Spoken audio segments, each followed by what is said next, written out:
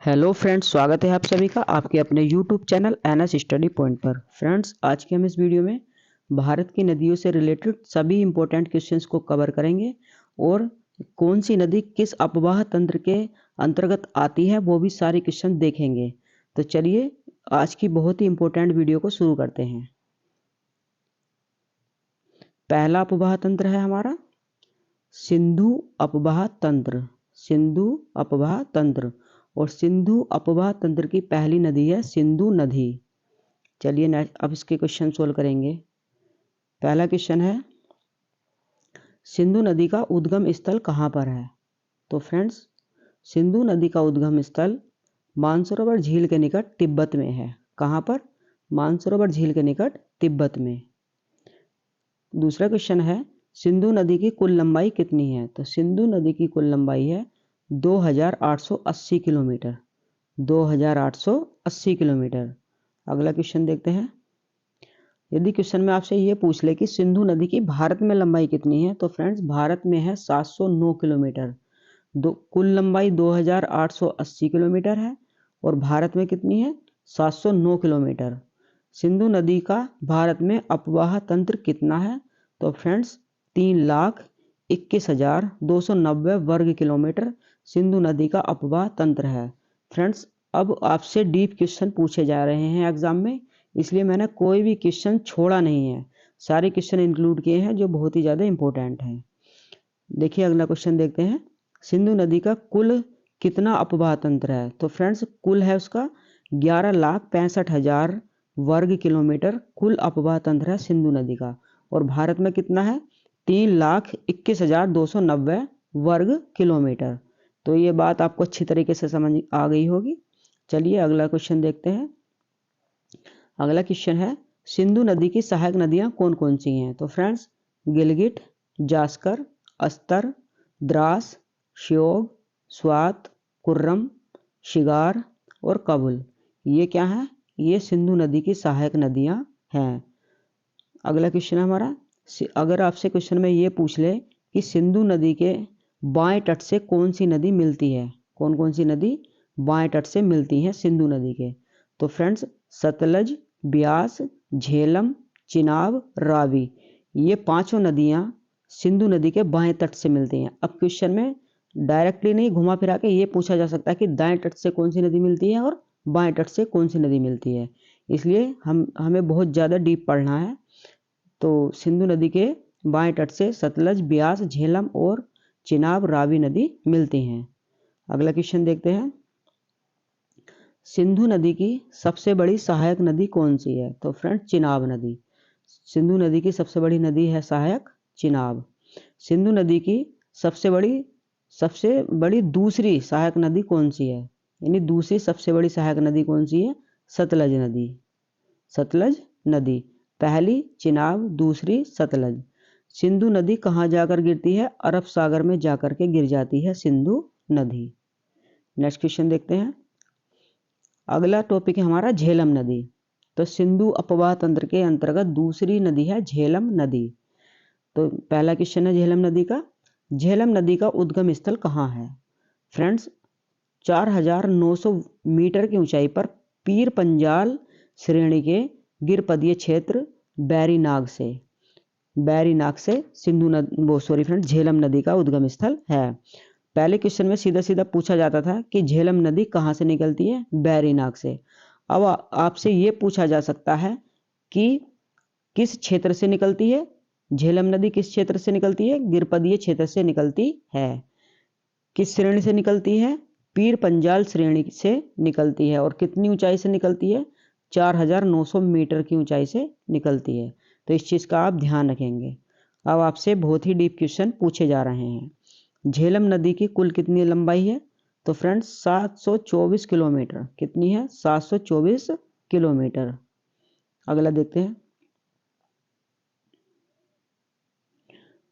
झेलम नदी की भारत में कितनी लंबाई है? तो भारत में 724 किलोमीटर है। फ्रेंड्स ऐसा लगता है कि थोड़ा सा डाउट है इस क्वेश्चन में, तो आप इसको एक बार चेक कर लीजिएगा कि कुल कितनी लंबाई है, क्योंकि भारत में जो 724 किलोमीटर है। नेक्स्ट क्वेश्चन देखते हैं। झेलम नदी का अपवाह तंत्र कितना है? तो झेलम नदी का अपवाह तंत्र 28,490 वर्ग किलोमीटर है। कितना? 28,490 वर्ग किलोमीटर। झेलम नदी का संगम स्थल कहाँ है? तो फ्रेंड्स झेलम नदी चिनाब नदी में मिल जाती है पाकिस्तान में। तो कहाँ मिल जाती है? चिनाब नदी में मिल जाती है पाकिस्तान में। चलिए अगला टॉपिक देखते हैं। अगला टॉपिक है हमारा चिनाब नदी। चिनाब नदी सिंधु अपवाह तंत्र की तीसरी नदी है। देखिए चिनाब नदी से रिलेटेड क्वेश्चन देखते हैं। पहला क्वेश्चन है चिनाब नदी का उद्गम स्थल कहाँ है? तो फ्रेंड्स बारालाचा दर्रा के निकट हिमाचल प्रदेश। तो कहाँ है चिनाब नदी का उद्गम स्थल? बारालाचा दर्रा हिमाचल प्रदेश। चिनाब नदी की भारत में लंबाई कितनी है? 1800 किलोमीटर है चिनाब नदी की भारत में लंबाई। अगला क्वेश्चन देखते हैं। चिनाब नदी का अपवाह तंत्र कितना है? तो 26,755 वर्ग किलोमीटर है चिनाब नदी का अपवाह तंत्र। नेक्स्ट क्वेश्चन है चिनाब नदी का समागम स्थल कहाँ है, यानी कि कहाँ जाकर के ये समाप्त हो जाती है? तो चिनाब नदी पाकिस्तान में सतलज नदी में जाकर के मिल जाती है। कहाँ मिल जाती है? सतलज नदी पाकिस्तान में। आगे देखते हैं। अगला क्वेश्चन है रावी नदी। रावी नदी से देखेंगे, ये सिंधु अपवाह तंत्र के अंतर्गत ही आती है रावी नदी। रावी नदी का उद्गम स्थल कहाँ है? रोहतांग दर्रा हिमाचल प्रदेश। यानी रावी नदी रोहतांग दर्रे से निकलती है और रोहतांग दर्रा कहाँ है? हिमाचल प्रदेश में। ये कई बार क्वेश्चन बना है कि रोहतांग दर्रा किस राज्य में है, तो वो कहाँ है? हिमाचल प्रदेश। रावी नदी की भारत में कुल कितनी लंबाई है? भारत में कितनी है? 725 किलोमीटर भारत में लंबाई है रावी नदी की। नेक्स्ट क्वेश्चन है रावी नदी का अपवाह तंत्र कितना है? तो फ्रेंड्स 5,957 वर्ग किलोमीटर है रावी नदी का अपवाह तंत्र। 5,957 वर्ग किलोमीटर। रावी नदी का संगम स्थल कहाँ है? तो फ्रेंड्स रावी नदी पाकिस्तान में जाकर के चिनाब नदी में मिल जाती है। तो चलिए आई होप आपको क्वेश्चन अच्छी तरीके से समझ में आ रहे होंगे। फ्रेंड्स साथ के साथ नोट्स बनाते हुए चलिए, जिससे मेरी आपसे रिक्वेस्ट रहती है कि आप रिवीजन भलीभांति कर पाएंगे। अगला टॉपिक हमारा ब्यास नदी। ब्यास नदी भी सिंधु अपवाह तंत्र के अंतर्गत ही आती है। ब्यास नदी का उद्गम स्थल कहाँ है? कहाँ है? ब्यास कुंड। कहाँ से निकलती है? ब्यास कुंड। और ब्यास कुंड कहाँ है? रोहतांग दर्रे में। कहाँ? रोहतांग दर्रे में। और रोहतांग दर्रा कहाँ है? हिमाचल प्रदेश में। देखिए आपके कितने क्वेश्चन कवर हो रहे हैं एक ही क्वेश्चन से। ब्यास नदी कहाँ से निकलती है? ब्यास कुंड से निकलती है। ब्यास कुंड कहाँ है? रोहतांग दर्रे में है। और रोहतांग दर्रा कहाँ है? हिमाचल प्रदेश में है। ब्यास नदी की भारत में लंबाई कितनी है? 460 किलोमीटर। 460 किलोमीटर है ब्यास नदी की लंबाई भारत में। आगे देखते हैं। ब्यास नदी का अपवाह क्षेत्र भारत में कितना है? तो भारत में 20,303 वर्ग किलोमीटर है ब्यास नदी का अपवाह क्षेत्र। ब्यास नदी का समागम स्थल कहाँ है, यानी कि कहाँ जाकर के ये खत्म हो जाती है? तो ब्यास नदी सतलज नदी भारत में ही सतलज नदी में जाकर के समाहित हो जाती है। नेक्स्ट टॉपिक हमारा सतलज नदी। सतलज नदी किस अपवाह तंत्र के अंतर्गत आती है? सिंधु अपवाह तंत्र के अंतर्गत ही आती है सतलज नदी। सतलज नदी का उद्गम स्थल कहाँ है? तो फ्रेंड्स राकसताल झील तिब्बत। कहाँ से निकलती है सतलज नदी? राकसताल झील तिब्बत से निकलती है सतलज नदी। सतलज नदी की भारत में लंबाई कितनी है? 1,050 किलोमीटर भारत में लंबाई है सतलज नदी की। कितनी? 1,050 किलोमीटर। नेक्स्ट क्वेश्चन है सतलज नदी का अपवाह तंत्र कितना है? 24,087 वर्ग किलोमीटर है सतलज नदी का अपवाह तंत्र। सतलज नदी की सहायक नदियां कौन कौन सी हैं? तो ब्यास नदी हरिके के निकट। कौन सी है? ब्यास नदी। सतलज नदी का समागम स्थल कहाँ है? तो फ्रेंड्स सतलज नदी सिंधु नदी में जाकर के मिल जाती है। इसका समागम स्थल कहाँ है? सिंधु नदी है। अगला क्वेश्चन देखते हैं लूनी नदी। लूनी नदी। लूनी नदी भी सिंधु अपवाह तंत्र के अंतर्गत ही आती है। लूनी नदी का उद्गम स्थल कहाँ है? तो फ्रेंड्स ये अरावली की पहाड़ियों से निकलती है लूनी नदी। लूनी नदी की भारत में लंबाई कितनी है? तो फ्रेंड्स लूनी नदी भारत में 320 किलोमीटर दूरी तक बहती है। आगे देखते हैं, लूनी नदी कहाँ जाकर गायब हो जाती है? तो फ्रेंड्स लूनी नदी कच्छ के रण में जाकर के गायब हो जाती है। और कच्छ का रण कहाँ है? गुजरात में है। कहाँ? गुजरात। और वहाँ क्या पाया जाता है? जंगली गधा। जंगली गधे के लिए प्रसिद्ध है कच्छ का रण। आगे देखते हैं, अगला टॉपिक है हमारा माही नदी। माही नदी भी सिंधु उपवा तंत्र की नदी है। माही नदी का उद्गम स्थल कहाँ है? मध्य प्रदेश में। कहाँ पर है? मध्य प्रदेश। माही नदी का प्राचीन नाम क्या था? माही सागर। क्या था फ्रेंड्स? माही सागर। अगला क्वेश्चन है, माही नदी की लंबाई कितनी है? 576 वर्ग किलोमीटर है। माही नदी की लंबाई 576 वर्ग किलोमीटर। माही नदी का संगम स्थान कहाँ है? खंभात की खाड़ी। माही नदी खंभात की खाड़ी में जाकर के मिल जाती है। तो ये थी फ्रेंड्स सिंधु उपवा तंत्र की नदियाँ। अब हमारा टॉपिक शुरू होता है गंगा अपवाह तंत्र। गंगा अपवाह तंत्र। तो गंगा अपवाह तंत्र की पहली नदी है गंगा नदी। पहली नदी कौन सी है? गंगा नदी। गंगा नदी का उद्गम स्थल कहाँ है? गंगोत्री हिमानी से। कहाँ से? गंगोत्री हिमानी यानी गोमुख। गोमुख से निकलती है गंगा। आगे देखते हैं, गंगा नदी की कुल लंबाई कितनी है? फ्रेंड्स 2525 किलोमीटर है गंगा नदी की लंबाई, यानी 2525 किलोमीटर गंगा नदी की लंबाई है। गंगा नदी की उत्तर प्रदेश में लंबाई कितनी है? तो फ्रेंड्स उत्तर प्रदेश में 1450 किलोमीटर है गंगा नदी की लंबाई। बिहार में कितनी है? अगर मैं बात करूं बिहार की, तो बिहार में 445 किलोमीटर 445 किलोमीटर है गंगा नदी की लंबाई। चलिए आगे देखते हैं, बंगाल में गंगा नदी की लंबाई कितनी है? फ्रेंड्स बंगाल में 520 किलोमीटर है गंगा नदी की लंबाई। 520 किलोमीटर। गंगा नदी का अपवाह तंत्र कितना है? 8,61,404 वर्ग किलोमीटर। 8,61,404 वर्ग किलोमीटर है गंगा नदी का अपवाह तंत्र। भारत में सबसे बड़ा नदी बेसिन किसका है? तो फ्रेंड्स गंगा नदी का है। किसका? गंगा नदी का है। और भारत के 1/4 क्षेत्र घेरता है। भारत का सबसे बड़ा नदी बेसिन गंगा नदी का है और ये भारत का 1/4 क्षेत्र घेरता है। अलकनंदा तथा भागीरथी कहाँ पर आकर मिलती हैं? तो फ्रेंड्स देवप्रयाग में आकर के मिल जाती हैं अलकनंदा और भागीरथी नदी। चलिए आगे देखते हैं, अब देखिए गंगा नदी के बाएं तटीय सहायक नदियाँ कौन कौन सी हैं? यानी कि गंगा नदी में बाएं तटीय कौन कौन सी नदी हैं सहायक? रामगंगा, गोमती, घाघरा, गंडक, बूढ़ी गंडक एवं कोसी बाएं तट से मिलती हैं। कौन कौन सी? रामगंगा, गोमती, घाघरा, गंडक, बूढ़ी गंडक एवं कोसी बाएं तटीय सहायक नदी हैं। अगर मैं बात करूं कि गंगा की दाएं तटीय सहायक नदियां कौन कौन सी है, तो यमुना और सोन। यमुना और सोन केवल दो। दाएं तटीय 2 यमुना और सोन, और बाएं तटीय रामगंगा, गोमती, घाघरा, गंडक, बूढ़ी गंडक एवं कोसी। अगर बात की जाए कि यमुना नदी गंगा नदी की सहायक नदी कौन सी है? यमुना नदी है, ये सबसे बड़ी सहायक नदी है। चलिए आगे देखते हैं, गंगा की पश्चिमतम सहायक नदियां कौन कौन सी हैं? तो भागीरथी और हुगली। ये पश्चिमतम सहायक नदियां हैं भागीरथी और हुगली। गंगा का समागम स्थल कहाँ है? बंगाल की खाड़ी में जाकर के गंगा समाहित हो जाती है। गंगा की सबसे बड़ी एवं महत्वपूर्ण सहायक नदी कौन सी है? यमुना नदी है गंगा की सबसे महत्वपूर्ण सहायक नदी और बड़ी। अगला है, गंगा अपवाह तंत्र में दूसरी नदी है यमुना नदी। कौन सी? यमुना नदी। यमुना नदी का उद्गम स्थल कहाँ पर है? यमुनोत्री। यमुनोत्री है उद्गम स्थल। गंगा के जस्ट पश्चिम में 3,330 मीटर ऊंचाई पर यमुनोत्री से निकलती है यमुना। गंगा के पश्चिम में 3,330 मीटर ऊंचाई पर।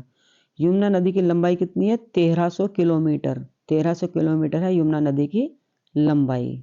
नेक्स्ट क्वेश्चन है, यमुना नदी का अपवाह तंत्र कितना है? 3,59,000 वर्ग किलोमीटर है यमुना नदी का अपवाह तंत्र। यदि मैं बात करूं कि यमुना नदी की सहायक नदियां कौन कौन सी है, तो सहायक नदियां हैं चंबल, बेतवा, सोन, केन, शारदा। तो फ्रेंड्स एक बार और बोलेंगे, मेरे साथ रिपीट करेंगे। यमुना नदी की सहायक नदियां हैं चंबल, बेतवा, सोन, केन और शारदा। यमुना का संगम स्थल कहाँ है? प्रयागराज। कहाँ है? प्रयागराज में जाकर के ये गंगा में संगम होता है इनका, जिसको त्रिवेणी संगम कहा जाता है। चलिए आगे देखते हैं। अब है रामगंगा नदी। रामगंगा नदी गंगा अपवाह तंत्र की एक महत्वपूर्ण नदी है। चलिए देखते हैं इसके बारे में। रामगंगा नदी का उद्गम स्थल कहाँ है? तो फ्रेंड्स, नैनीताल के निकट कुमाऊं हिमालय। कहाँ से निकलती है? कुमाऊं हिमालय के 3110 किलोमीटर की ऊंचाई से निकलती है रामगंगा नदी। रामगंगा नदी की लंबाई कितनी है? तो 696 किलोमीटर है रामगंगा नदी की लंबाई।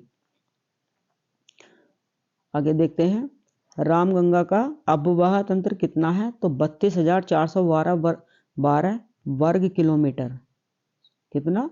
32,412 वर्ग किलोमीटर है रामगंगा नदी का अपवाह तंत्र। यदि मैं बात करूं कि रामगंगा नदी की सहायक नदियां कौन कौन सी है? खो, गगन, ऑरेंज, कोसी, देवा। ये रामगंगा नदी की सहायक नदियां हैं। खो, गगन, ऑरेंज, कोसी, देवा। रामगंगा नदी अंत में किससे मिल जाती है? तो गंगा नदी से मिल जाती है रामगंगा नदी। नेक्स्ट क्वेश्चन देखते हैं, घाघरा नदी। अगर आपसे क्वेश्चन में ये पूछे कि घाघरा नदी किस अपवाह तंत्र की नदी है? तो गंगा अपवाह तंत्र की नदी है घाघरा नदी। घाघरा नदी कहाँ से निकलती है? तो गंगोत्री हिमानी के पूर्व में नैनीताल के पास से निकलती है घाघरा नदी। घाघरा नदी की लंबाई है 1080 किलोमीटर। 1080 किलोमीटर। नेक्स्ट क्वेश्चन है, घाघरा नदी का अपवाह क्षेत्र कितना है? 1,27,500 वर्ग किलोमीटर है घाघरा नदी का अपवाह तंत्र। घाघरा नदी की सहायक नदियां कौन कौन सी है? राप्ती, शारदा। राप्ती और शारदा। और बिहार में छपरा के पास जाकर के घाघरा नदी मिल जाती है। बिहार में छपरा के पास जाकर के गंगा में ये मिल जाती है। तो चलिए अगला है हमारा गंडक नदी। गंडक नदी ये भी गंगा अपवाह तंत्र के अंतर्गत आती है। गंडक नदी का उद्गम स्थल कहाँ है? फ्रेंड, 7,600 मीटर की ऊंचाई पर तिब्बत के निकट मध्य हिमालय में है गंडक नदी का उद्गम स्थल। गंडक नदी की भारत में लंबाई है 425 किलोमीटर। अगला क्वेश्चन है, गंडक नदी का अपवाह क्षेत्र कितना है भारत में? तो फ्रेंड्स, भारत में है 9,540 वर्ग किलोमीटर। यदि मैं बात करूं कि गंडक नदी को नेपाल में किस नाम से जाना जाता है?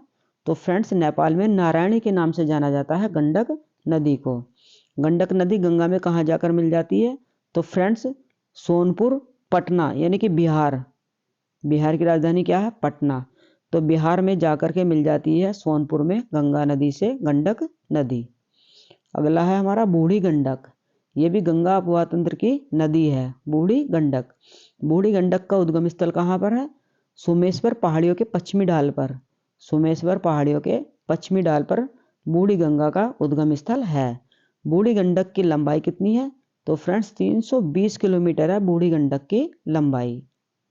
नेक्स्ट क्वेश्चन देखते हैं, बूढ़ी गंडक का अपवाह क्षेत्र कितना है? तो 10,150 वर्ग किलोमीटर है बूढ़ी गंडक का अपवाह क्षेत्र।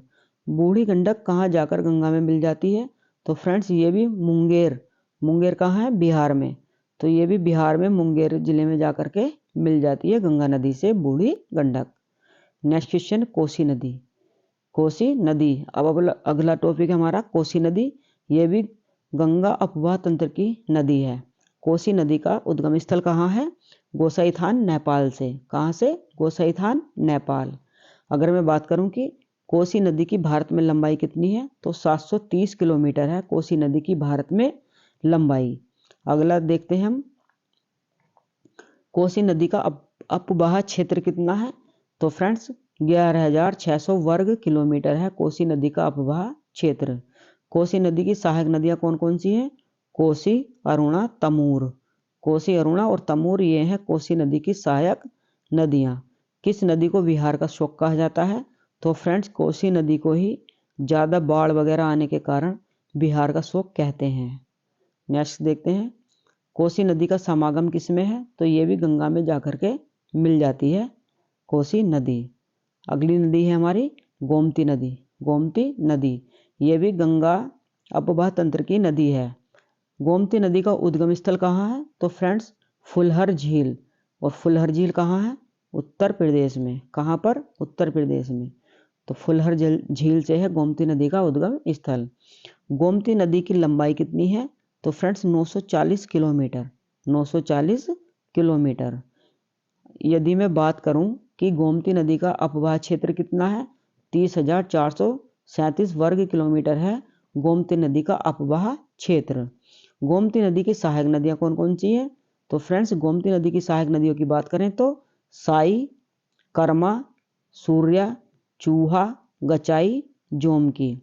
एक बार और पढ़ेंगे, साई, कर्मा, सूर्या, चूहा, गचाई, जोमकी। ये है गोमती नदी की सहायक नदियां। गोमती नदी किस नदी में जाकर के मिल जाती है? तो ये भी अगर हम बात करें तो फ्रेंड्स गंगा नदी में जाकर के ही मिल जाती है गोमती नदी। अगला टॉपिक है हमारा दामोदर नदी। कौन सा? दामोदर नदी। दामोदर नदी के उद्गम स्थल की बात की जाए तो छोटा नागपुर के पठार से निकलती है दामोदर नदी। दामोदर नदी की लंबाई कितनी है? 541 किलोमीटर है दामोदर नदी की लंबाई, और इसे भारत का रूर कहा जाता है। दामोदर नदी को ही भारत का रूर कहा जाता है। चलिए अगर बात करें हम दामोदर नदी के अपवाह क्षेत्र की तो 22,000 वर्ग किलोमीटर है दामोदर नदी का अपवाह क्षेत्र। दामोदर नदी की सहायक नदियां कौन कौन सी हैं? गारटस, कोनार, जमुनिया तथा बराकर। गारटस, सोनार, जमुनिया तथा बराकर। दामोदर नदी किस नदी में जाकर के मिल जाती है? तो फ्रेंड्स ये गंगा नदी में जाकर के मिल जाती है। अगला क्वेश्चन देखते हैं। अगला टॉपिक है हमारा सोन नदी। सोन नदी कहाँ से निकलती है? तो फ्रेंड्स ये अमरकंटक से निकलती है। सोन नदी की सहायक नदियाँ कौन कौन सी हैं? उत्तरी कोयल और पुनपुन। उत्तरी कोयल और पुनपुन। नेक्स्ट क्वेश्चन देखते हैं। सोन नदी किस में जाकर के मिल जाती है? तो फ्रेंड्स ये भी पटना के पास गंगा नदी में जाकर के मिल जाती है। अगला है हमारा टॉपिक प्रायद्वीपीय नदियाँ। प्रायद्वीपीय नदियाँ तो ये किस ओर बहती हैं? पश्चिम की ओर बहने वाली नदियाँ हैं। प्रायद्वीपीय नदियाँ पश्चिम की ओर बहने वाली नदियाँ हैं। प्रायद्वीपीय भारत की पहली नदी है नर्मदा नदी। नर्मदा नदी। तो आइए देखते हैं नर्मदा नदी के बारे में। नर्मदा नदी का उद्गम स्थल कहाँ है? तो फ्रेंड्स मध्य प्रदेश के अमरकंटक पठार से निकलती है नर्मदा नदी। पश्चिम की ओर बहने वाली सबसे लंबी प्रायद्वीपीय नदी कौन सी है? तो वो हमारी नर्मदा नदी ही है, जो पश्चिम की ओर बहने वाली सबसे लंबी प्रायद्वीपीय नदी है। अगला है हमारा नर्मदा नदी की सहायक नदियाँ कौन कौन सी है? तो फ्रेंड्स बरनेर, शेर, दूधी, शक्कर, तवा, हिरन, तेंदोनी, बरना, कोनार, अंजाल, माचक, कुंडी, गोई, करमान। ये नर्मदा नदी की सहायक नदियाँ हैं। फ्रेंड्स आपसे एक बार फिर मेरा निवेदन है कि वीडियो को पूरा देखें और अपने साथ के साथ नोट्स बनाते चलें, जिससे कि आप एग्जाम से पहले अच्छी तरीके से रिवीजन कर सकें। बिना रिवीजन के कितना भी पढ़ लीजिए सब बेकार है। ठीक है फ्रेंड्स, तो चलिए अगला क्वेश्चन लेते हैं। धुआंधार जलप्रपात किस नदी पर स्थित है? तो फ्रेंड धुआंधार जलप्रपात भी नर्मदा नदी पर स्थित है, और कहाँ? जबलपुर के निकट। तो देखिए अगला क्वेश्चन लेते हैं। नर्मदा नदी कहाँ से होकर बहती है? तो फ्रेंड्स ये विंध्य एवं सतपुड़ा पर्वत श्रृंखला के बीच से भ्रंश घाटी से होकर के बहती है। ये मोस्ट इंपॉर्टेंट है, बहुत बार पूछा गया है। कहाँ से बहती है? भ्रंश घाटी से होकर के बहती है। विंध्य, एक तरफ विंध्य पर्वत श्रृंखला है और दूसरी तरफ सतपुड़ा है, और उनके बीच से होकर के बहती है नर्मदा नदी। नर्मदा नदी की लंबाई कितनी है? तो 1312 किलोमीटर है नर्मदा नदी की लंबाई। नर्मदा नदी का अपवाह क्षेत्र कितना है? तो फ्रेंड्स 98,796 वर्ग किलोमीटर है नर्मदा नदी का क्षेत्र। चलिए आगे देखते हैं। नर्मदा नदी कहाँ जाकर के गिर जाती है? तो फ्रेंड्स ये अरब सागर में जाकर के मिल जाती है।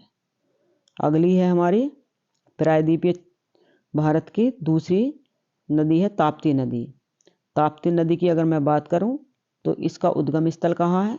सतपुड़ा की पहाड़ियाँ हैं। सतपुड़ा और कहाँ से निकलती है? मुल्ताई। कहाँ से? मुल्ताई पहाड़ी से। ताप्ती नदी सतपुड़ा श्रृंखला में मुल्ताई पहाड़ी से निकलती है। ताप्ती नदी किस जिले से निकलती है? तो फ्रेंड्स ये बैतूल से निकलती है। किस जिले से? बैतूल से। आगे देखिए, प्रायद्वीपीय भारत की दूसरी सबसे बड़ी नदी कौन सी है? तो वो ताप्ती नदी ही है। ताप्ती नदी को तापी भी कहते हैं फ्रेंड्स, तापी नदी भी कहते हैं ताप्ती नदी को। ताप्ती नदी की सहायक नदियां कौन कौन सी हैं?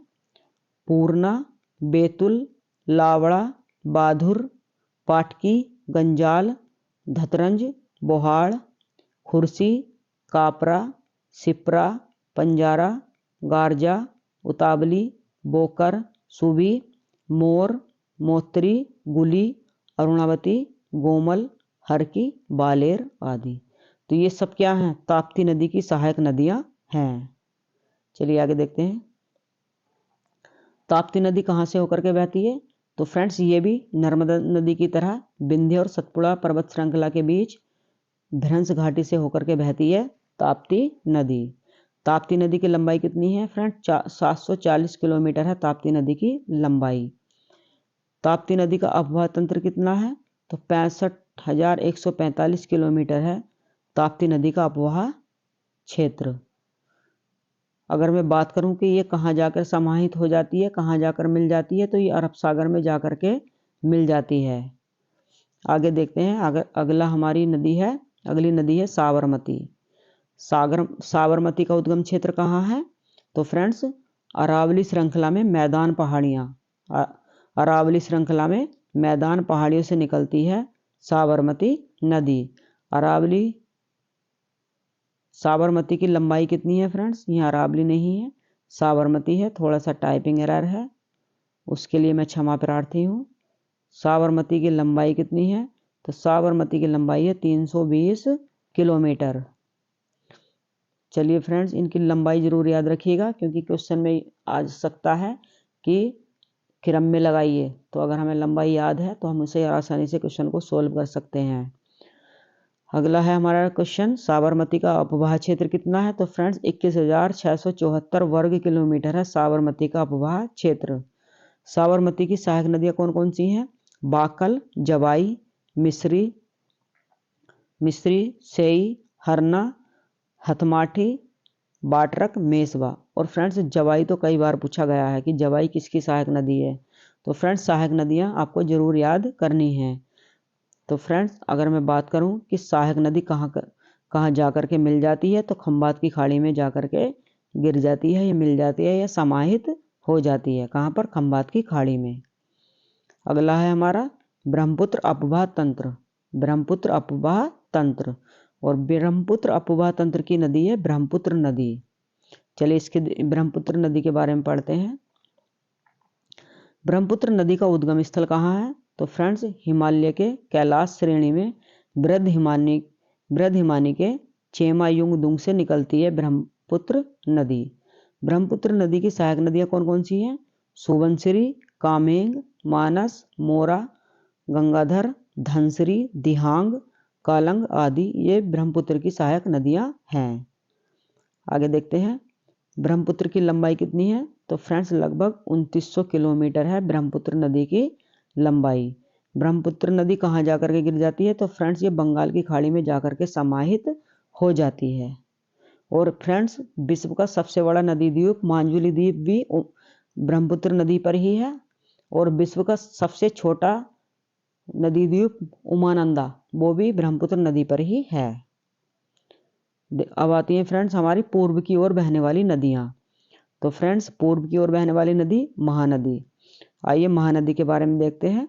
महानदी का उद्गम स्थल है दंडकारण्य श्रेणी में रायपुर जिले से निकलती है महानदी। अगला क्वेश्चन है, महानदी की लंबाई कितनी है? 857 किलोमीटर है महानदी की लंबाई। महानदी का अपवाह क्षेत्र कितना है? तो फ्रेंड्स 1,41,600 वर्ग किलोमीटर है महानदी का अपवाह तंत्र। चलिए आगे देखते हैं। देखिए फ्रेंड्स ये बाएं तट और दाएं तट ये बहुत ही इंपॉर्टेंट है, और अब क्वेश्चन यहाँ से ही बन रहे हैं। चाहे तो आप देख लेना किसी कोई भी एग्जाम हो, अब क्वेश्चन डायरेक्ट नहीं इस तरीके से फंसा के पूछे जाते हैं कि हम जैसे कि महानदी के बाएं तट की सहायक नदियाँ कौन कौन सी हैं। तो महानदी के बाएं तट की सहायक नदियां हैं शिवनाथ, हसदेव, मांडेव। शिवनाथ, हसदेव और मांडेव महानदी के बाएं तट की सहायक नदियां हैं। यदि मैं बात करूं कि महाया नदी के दाएं तट की सहायक नदियां कौन कौन सी हैं, तो फ्रेंड्स जोंक, ओंग, तेल। जोंक, ओंग और तेल ये महानदी के दाएं तट की सहायक नदियां हैं। मोस्ट इंपोर्टेंट है फ्रेंड्स, तेल नदी कई बार पूछी गई है कि कौन से किनारे से मिलती है। तो फ्रेंड्स ये देखना बाएं तट और दाएं तट से कौन कौन सी सहायक नदियां मिलती हैं, बहुत ही ज़्यादा इंपॉर्टेंट है, इनका नोट्स जरूर बना लेना। महानदी कहाँ जाकर के समाहित हो जाती है, ये गिरती है बंगाल की खाड़ी में जाकर के महानदी समाहित हो जाती है। अगली नदी है ब्राह्मणी नदी। ब्राह्मणी नदी, ब्राह्मणी नदी का उद्गम स्थल कहाँ है, रांची जिले के पास नगरी गांव में। रांची जिले में नगरी गांव के पास से निकलती है ब्रह्मपुत्र नदी। ब्रह्माणी नदी।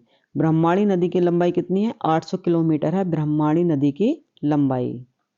आगे देखते हैं, ब्रह्माणी नदी का अपवाह तंत्र कितना है, 39,033 वर्ग किलोमीटर है ब्रह्माणी नदी का अपवाह तंत्र। ब्रह्माणी नदी की सहायक नदियां कौन कौन सी हैं, कूरा, सेकंड, टिकरा, ये ब्रह्माणी नदी की सहायक नदियां हैं। नेक्स्ट क्वेश्चन है, हमारी नदी है नेक्स्ट स्वर्णरेखा नदी। स्वर्णरेखा नदी कहाँ से निकलती है, तो फ्रेंड झारखंड के रांची पठार से निकलती है स्वर्णरेखा नदी। कहाँ से निकलती है, झारखंड के रांची पहाड़ से। अगला क्वेश्चन है, स्वर्णरेखा नदी की लंबाई कितनी है, तो 395 किलोमीटर है स्वर्णरेखा नदी की लंबाई। स्वर्णरेखा नदी की अगर हम सहायक नदियों की बात करें तो सहायक नदी है कांची, करफारी। कांची और करफारी है स्वर्णरेखा नदी की सहायक नदियां। यदि मैं बात करूं कि इसका अपवाह तंत्र कितना है, तो 19,300 वर्ग किलोमीटर है स्वर्णरेखा नदी का अपवाह तंत्र। आगे देखते हैं, गोदावरी नदी है अगली हमारी।